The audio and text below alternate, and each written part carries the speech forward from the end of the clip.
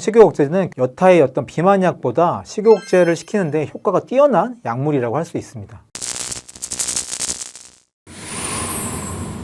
안녕하세요. 예뻐지는 지름길을 알려주는 용화의사 닥터드래곤의 뷰티티스트 이용훈입니다. 노출의 계절이 왔습니다. 급한 마음에 비만약, 다이어트약 찾으시는 분들이 많으실 텐데요. 그런데 이 비만약 효과가 좋은 만큼 부작용도 만만치가 않아서 이 정확한 정보를 인지하고 복용하는 게 굉장히 중요하다고 생각됩니다. 그래서 오늘은 이 식욕억제제부터 요즘 핫한 위고비까지 그 효과와 안정성 측면을 상세히 알려드리는 시간을 가져볼 텐데요. 비만약을 복용하시거나 또는 사용 중이시거나 앞으로 사용할 계획이 있으신 분들은 오늘 영상 꼭 시청하시고 올바른 정보 얻어가시길 바랄게요.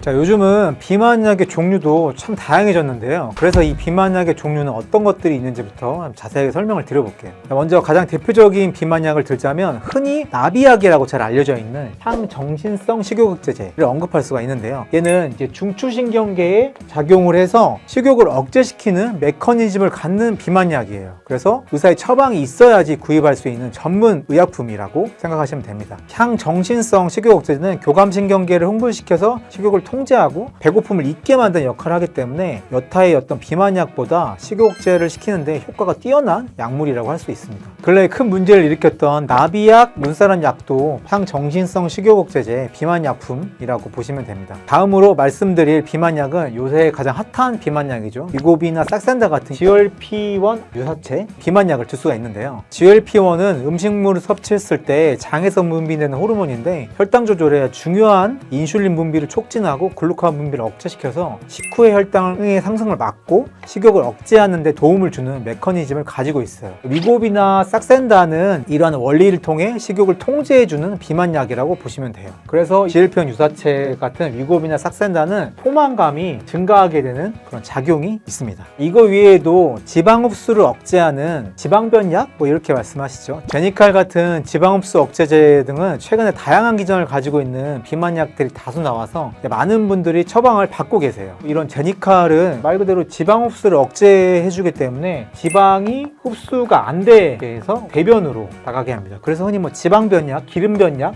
이렇게 말씀을 하시죠. 다음으로 비향정신성 식욕억제제가 있는데 대표적인 예로 흔히 말하는 콘트라브라고 아마 많이 또 들어보셨을 거예요. 콘트라브가 있는데 얘는 이제 두 가지 성분을 합쳐놓은 거고 얘의 작용은 식욕억제에 중추신경계를 자극하는 그런 역할을 하게 됩니다. 그래서 식욕억제가 되는 효과가 있습니다.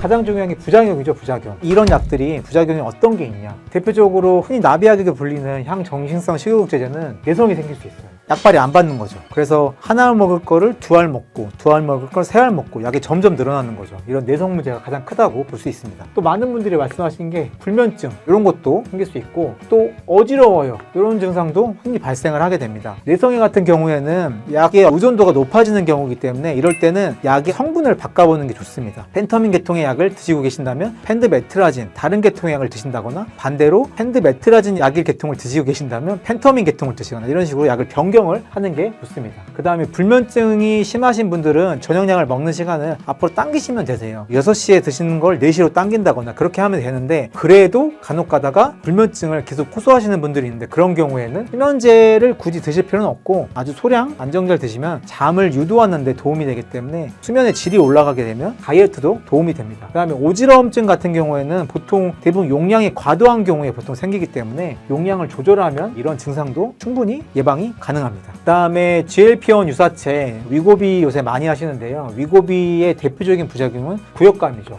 그런 경우에는 대부분 약의 용량이 올라가면 올라갈수록 그런 증상을 많이 호소하시기 때문에 용량을 조금 줄여서 용량 조절하시는 게 좋고 그래도 구역감이 생긴다라고 하는 경우에는 시중에서 파는 약이나 의사 선생님과 상의하신 후에 약 복용을 하면은 그런 증상이 금방 또 가라앉게 됩니다. 다음으로 지방 흡수 억제제는 가장 대표적인 부작용이 복부 팽만감이에요. 그리고 운전을 하고 가다가 대변을 지렸어요. 이렇게 말씀하신 분도 있는데 그만큼 이제 복부가 불편한 경우가 있어요. 이런 경우도 보통 지방흡수제의 양이 늘어난 경우에 생기기 때문에 용량을 적용하고 매번 이걸 복용하시는 게 아니라 필요시 내가 예를 들어서 과식을 할 것 같다. 음식을 많이 먹는 상황이 되면 항상 루틴으로 매일 복용하시는 건 삼가하고 필요시에 복용하는 것도 추천을 드립니다. 마지막으로 비향정신성 식욕억제제는 대표적인 부작용이 구역감인데요. 이건 역시 약의 용량이나 이런 것 때문에 생길 수 있기 때문에 약을 좀 변경을 한다거나 이런 구역감을 줄일 수 있는 약제를 복용하는 것도 한 가지 방법이 될 수 있습니다.